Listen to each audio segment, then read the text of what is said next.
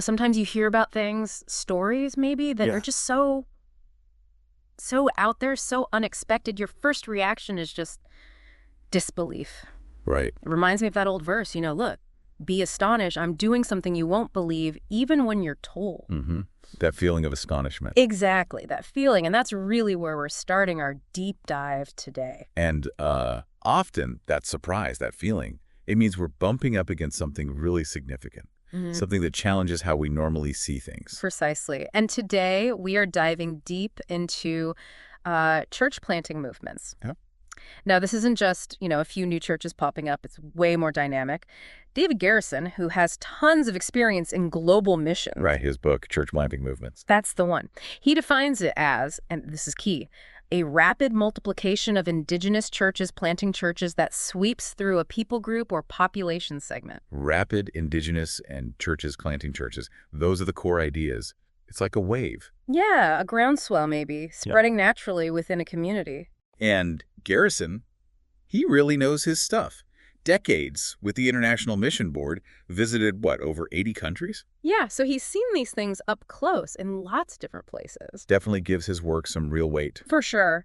And the whole thing, this whole area study, it sort of kicked off with one report that just sounded, almost too good to be true. Ah, the India report.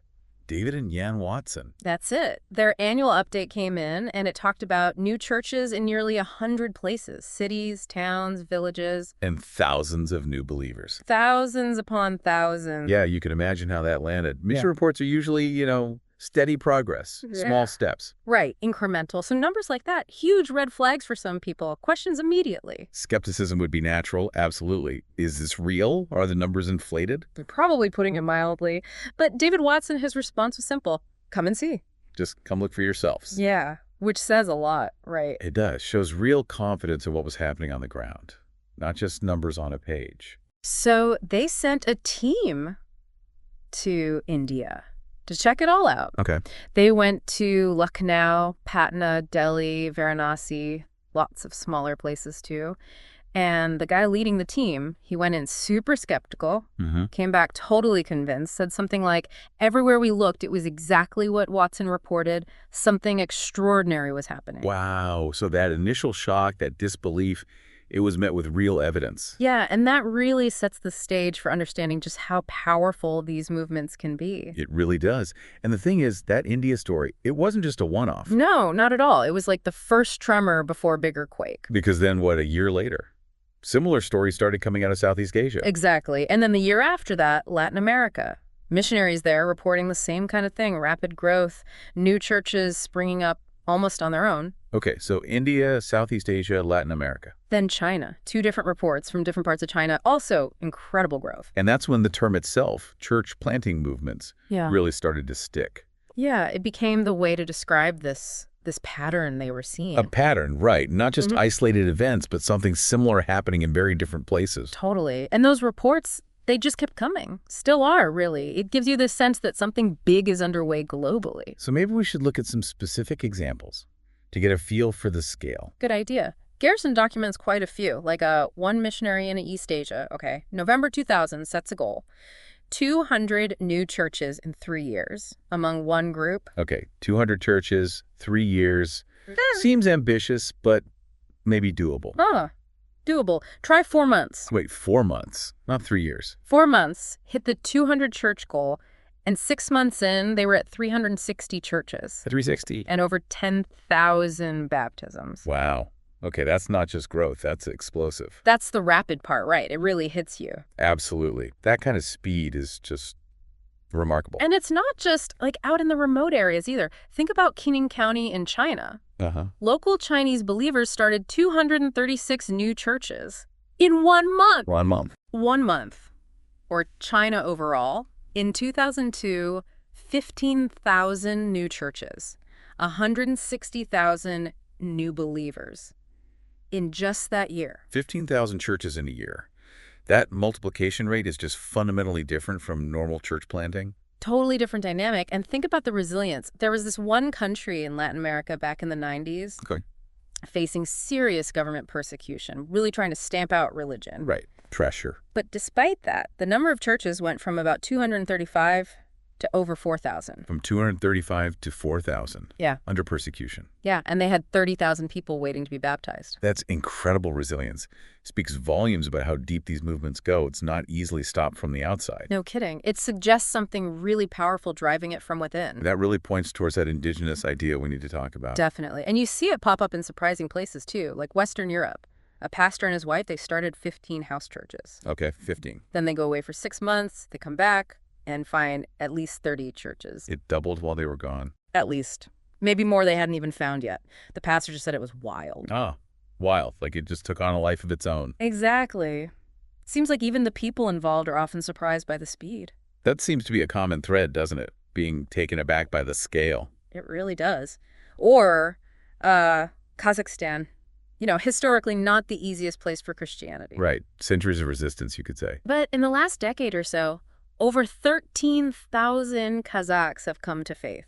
Over 300 new Kazakh churches formed. 13,000 in Kazakhstan. That's a major shift. Huge shift in a relatively short time in a place you might not expect. Shows these things can bloom even in pretty tough soil. For sure. Then there's the contrast. A missionary in Africa worked for 30 years, involved in planting maybe 4 churches. 30 years, 4 churches. Okay, slow, steady work. Right.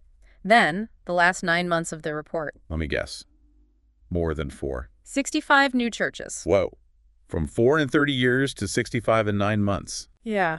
The acceleration is just stark. It really hammers home that rapid idea. It's not just growth, it's a sudden surge. That dramatic shift, that's got to be a sign that a movement's really kicked in, crossing some kind of threshold. In India again, Madhya Pradesh, 4,000 new churches in less than 7 years. 4,000, okay. Or the Kui people in Orissa. Through the 90s, nearly 1,000 new churches. 1,000. In 1999 alone, over 8,000 baptisms.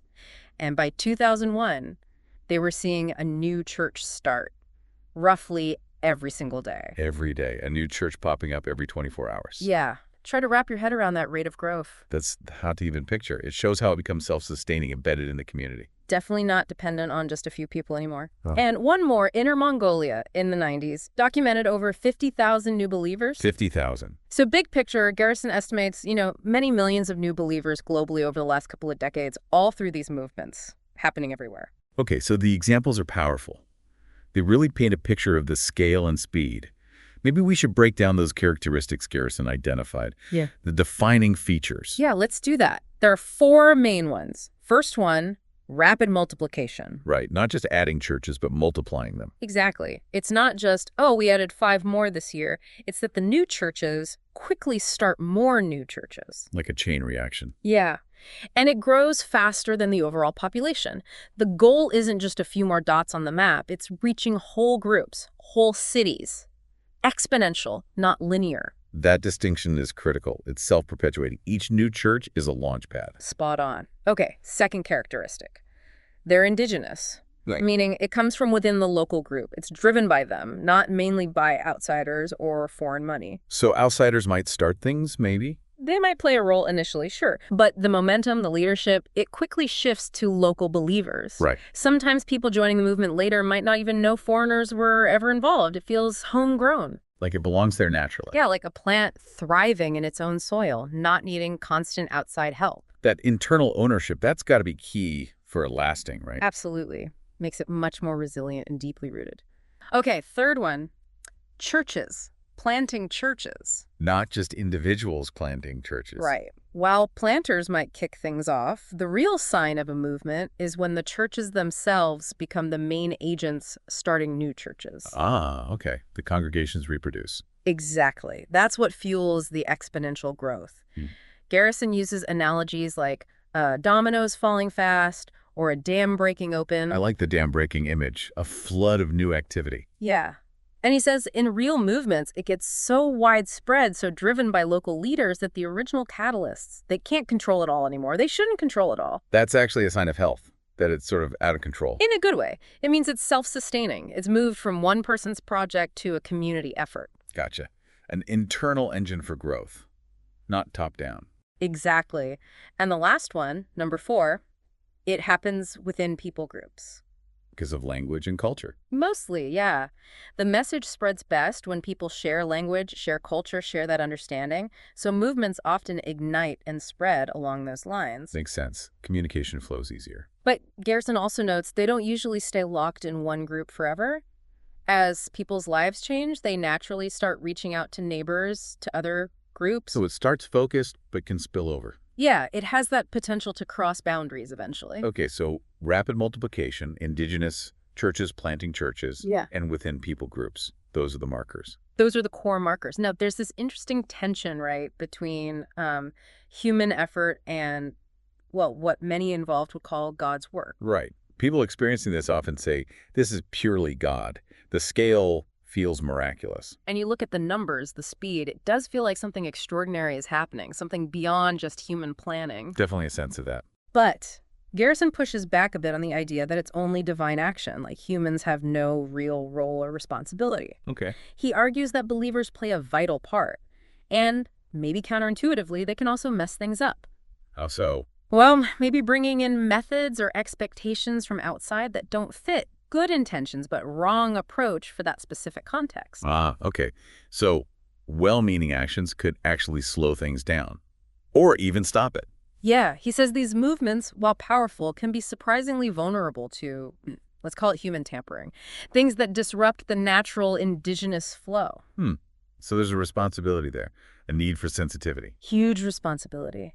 It highlights how important it is to understand the dynamics, to be discerning, not just jump in with our own programs. It's not about sitting back and doing nothing, but finding ways to act that support the organic growth rather than stifle it. Exactly. That's why studying how God seems to work through people in these movements, what helps, what hinders, it's really important. It's not about finding a magic formula to make a movement happen. Right. It's more about understanding and aligning with what's already emerging, supporting the local energy. Yeah, aligning with it so we can participate wisely in, the whole go and make disciples of all nations idea. And there's that great quote from a missionary, Garrison, includes something about knowing the ending. Oh, yeah. We know the ultimate outcome, God's glory among the nations, something like that. But the how. That's the unknown, the mystery, the adventure. The adventure, I like that. It captures the sense that we're part of something bigger, something unfolding in ways we can't fully predict or control. A dynamic process. So wrapping things up a bit, church planting movements, they're this incredibly powerful, often surprisingly fast way faith spreads. Community to community, sometimes crossing the globe. Driven by that rapid multiplication, rooted locally, that indigenous part is so vital. And fueled by churches themselves starting new churches, often within the natural boundaries of a people group, at least initially. And while there's often that sense of the miraculous, the divine, human actions, human choices, they really matter. They can nurture it or hinder it. Absolutely. It's this fascinating interplay leading to growth that can just reshape communities from the inside out. It really challenges our typical timelines and expectations for change. It really does. Which kind of leads to a final thought maybe for our listeners. When you hear these stories, this kind of exponential growth, what might it look like for similar dynamics, movements of transformation to take root where you live in the context you know? That's a provocative question. These accounts, they suggest this potent link between, grassroots action and much wider change. What are your first thoughts on how these kinds of self-sustaining movements get started and actually flourish in the world around us today?